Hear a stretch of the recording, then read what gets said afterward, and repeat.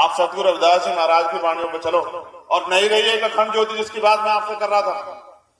अगर समय के सतगुरु अखंड ज्योति स्वामी समनदास जी महाराज आज होते तो हम बहुत बड़ी ताकत को आज हासिल कर चुके थे देश में, क्योंकि बहुत तेजी से वो लोग वो काम कर रहे थे और उनके साथी भी सब लोग, उनके सहयोगी भी बहुत तेजी से काम कर रहे थे। अब वो जब नहीं है तो जो उनकी सेवा कर रहे थे इनमें ही आप जो है इनके द्वारा जो कही गई बातें उन पर चल के अपने जीवन को सफल बना लो।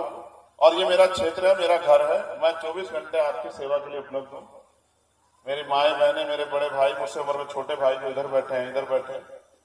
जीवन इतना आसान नहीं, एक जीवन मिला है, ये भी नहीं पता कितने दिन का है। किसी से नाराज होकर, किसी को बुरा कह के, किसी को परेशान करके कुछ नहीं हो सकता है। जितना ये मेरा घर है, जिस दिन आपकी समझ में आ जाए कि मेरे साथ खड़े होकर ताकतवर बनना है, उस दिन फिर मेरा साथ देना शुरू कर देंगे। अभी मैं आपको कोई जिद नहीं कर रहा हूं। जिस दिन आपको लगे कि भाई हमें ताकत चाहिए, उस दिन जिस दिन आप चाहो कि अपने बच्चों के भविष्य में बदलाव करना है, अपने लिए अच्छी जिंदगी चाहिए, अपने क्षेत्र को आगे बढ़ाना, उस दिन मेरे साथ खड़े हो जाना। मैं तो अपना काम हमारे साथी 24 घंटे 7 दिन करने की कोशिश कर रहा हूं। और मैं पुनः जो यहाँ काम देख रहे हैं उनको और महात्मा राजकुमार जी को, और मैं तो उनको उनके चरणों में जो है सतनाम करता हूं, उनसे ये आग्रह करता हूं कि ऐसे ही वो इस काम को आगे बढ़ाते हैं।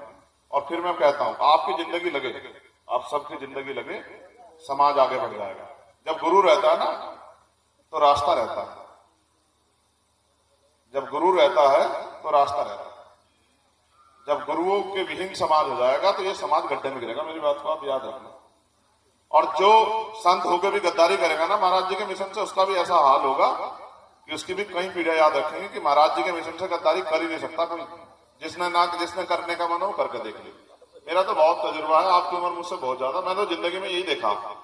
2000 हमारे साथी जानते हैं, 2006 में मेरे पिताजी ने मेरे हाथ में लाठी दी थी समाज की, और आज तक गुरुजी बैठे हैं। बताओ, मैं इनके आगे पैदा हुआ हूं। पास भी अभी ऑफर था मंत्री बनने का, हमारे जो राजनीतिक लोग हैं वो जानते हैं। मेरे दरवाजे पे मंत्रालय बैठा हुआ था कि साहब मंत्री बन जाओ, तो मैंने कहा काश में मंत्री बनने के लिए काम कर रहा हूं।